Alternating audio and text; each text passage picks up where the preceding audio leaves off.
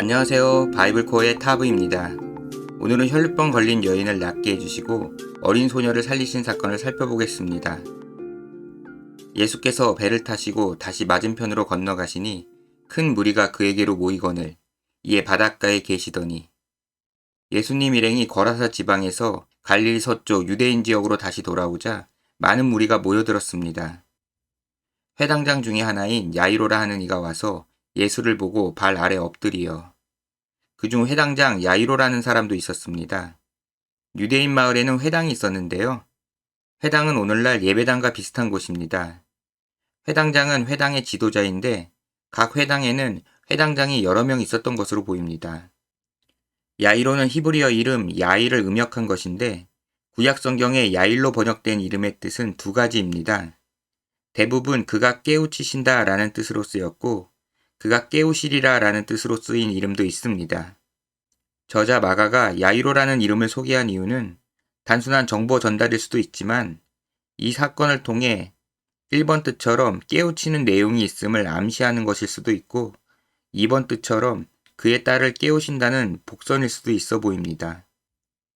간곡히 구하여 이르되 내 어린 딸이 죽게 되었사오니 오셔서 그 위에 손을 얹으사 그로 구원을 받아 살게 하소서 하거늘 회당장 야이로는 딸이 죽어가고 있어서 예수님께 도움을 요청하고자 찾아온 것입니다. 이에 그와 함께 가실새 큰 무리가 따라가며 애워싸 밀더라. 12해를 혈루증으로 알아온 한 여자가 있어. 예수님께서는 야이로와 함께 그 집으로 향하셨습니다. 그때 많은 무리가 함께 따라갔는데 그중 12년째 혈루증으로 고통받는 여인도 있었습니다. 혈루증은 여인의 피가 멎지 않고 계속 흐르는 병입니다. 율법은 피가 멎지 않는 유출병에 걸린 사람은 부정하다고 합니다. 부정한 자는 제사의식에 참여할 수 없고 유대인 공동체에서 외면받는 비참한 존재입니다.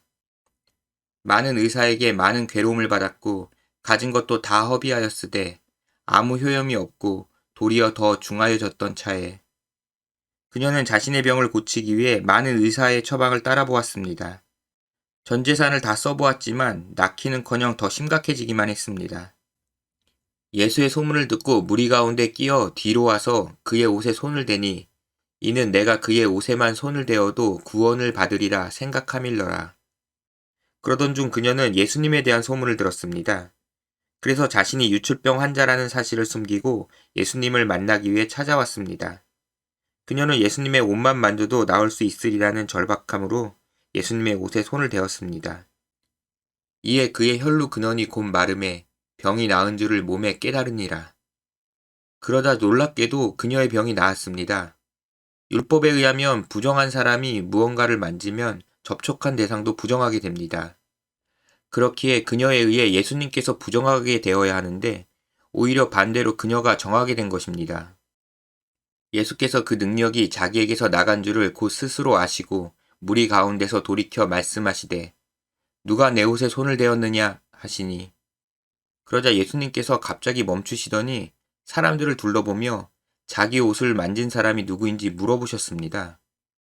제자들이 여짜오되 무리가 애워싸 미는 것을 보시며 누가 내게 손을 대었느냐 물으시나이까 하되 곁에 있던 제자들은 이렇게 많은 사람이 붐비고 있는데 새삼스럽게 옷을 만진 사람을 찾으시다니 이상했습니다. 예수께서 이 일 행한 여자를 보려고 둘러보시니 예수님께서는 그 여인을 찾으시려고 둘러보셨습니다. 여자가 자기에게 이루어진 일을 알고 두려워하여 떨며 와서 그 앞에 엎드려 모든 사실을 여쭈니 그녀는 예수님께서 찾으시는 사람이 자신임을 알고 있었습니다. 사실 혈루증을 감추고 사람들 속에 함께 있는 것도 문제이고 자기 마음대로 예수님을 만진 것도 문제였기 때문에 그녀는 겁이 덜컥 났습니다. 그러나 예수님께는 더 이상 숨길 수 없다고 생각하여 사실을 털어놓았습니다. 예수께서 이르시되 딸아 내 믿음이 너를 구원하였으니 평안히 가라. 내 병에서 놓여 건강할지어다. 그러자 예수님께서는 그녀에게 병이 나았으니 평안히 돌아가라고 하셨습니다. 병이 나은 원인을 믿음이라고 하셨는데 이는 예수님을 신뢰하고 의지했다는 의미입니다. 율법에는 접촉한 자를 거룩하게 만드는 독특한 것이 있습니다. 그것은 성전의 제단입니다. 출애굽기 29장을 보면 제단을 지극히 거룩하게 만든 후 그 제단으로 제사장을 거룩하게 세웠습니다. 이 사건은 부정한 자조차 거룩하게 하는 성전 제단을 떠올리게 합니다. 아직 예수께서 말씀하실 때에 회당장의 집에서 사람들이 와서 회당장에게 이르되, 한편 그때 회당장 야이로의 집에서 사람들이 찾아왔습니다. 당신의 딸이 죽었나이다. 어찌하여 선생을 더 괴롭게 하나이까? 그들은 야이로의 딸이 결국 죽었다는 안타까운 소식을 전했습니다. 예수님이라면 어떻게 해주시리라 마지막으로 기대하고 찾아왔는데 그 희망마저 사라졌습니다. 예수께서 그 하는 말을 곁에서 들으시고 회당장에게 이르시되 두려워하지 말고 믿기만 하라 하시고, 예수님께서는 야이로에게 걱정하지 말고 자신을 믿으라고 하셨습니다. 예수님께서는 혈루증 여인의 믿음을 언급하셨고 야이로에게도 믿음을 강조하셨습니다. 이 사건 이후 바로 이어지는 마가복음 6장에는 예수님을 믿지 않는 고향 사람들에 관한 내용이 있습니다.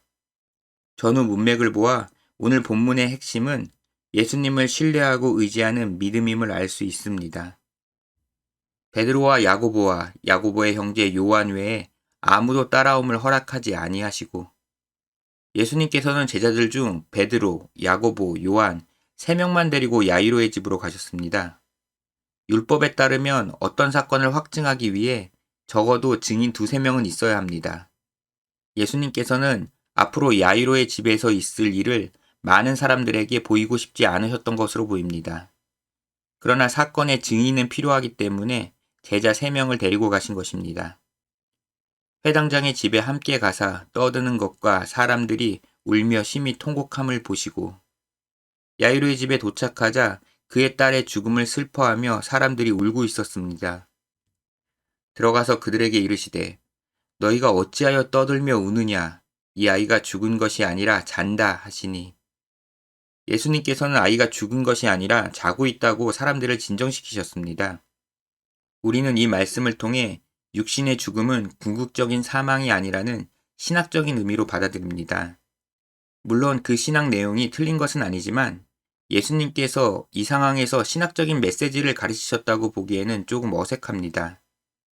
예수님께서 따르던 무리를 떼어놓고 제자 3명만 데리고 오신 것과 그곳에 있던 사람들을 내보내신 점, 그리고 이후 이 사건을 다른 이들에게 알리지 말라고 하신 점으로 보아 죽은 아이를 살리셨다는 소문이 퍼지길 원하지 않으셨음이 분명합니다. 그렇기 때문에 단지 아이가 자고 있을 뿐이라고 크지 않은 사건으로 하시려는 의도로 보입니다. 그들이 비웃더라. 예수께서 그들을 다 내보내신 후에. 그러나 그곳에 있던 사람들은 아이가 죽었다고 예수님의 말씀을 우습게 받아들였습니다. 예수님께서는 그들을 모두 집 밖으로 내보내셨습니다. 아이의 부모와 또 자기와 함께한 자들을 데리시고 아이 있는 곳에 들어가사, 예수님께서는 야이로와 그의 아내와 제자 3명만을 데리고 아이의 시신이 있는 방으로 들어가셨습니다. 그 아이의 손을 잡고 이르시되 달리다 굼 하시니, 번역하면 곧 내가 내게 말하노니 소녀야 일어나라 하심이라. 예수님께서는 죽어있는 아이의 손을 잡으시고 달리다 굼이라고 하셨습니다. 달리다 굼은 아람어인데 소녀야 일어나라 라는 뜻입니다. 소녀가 곧 일어나서 걸으니 나이가 12살이라.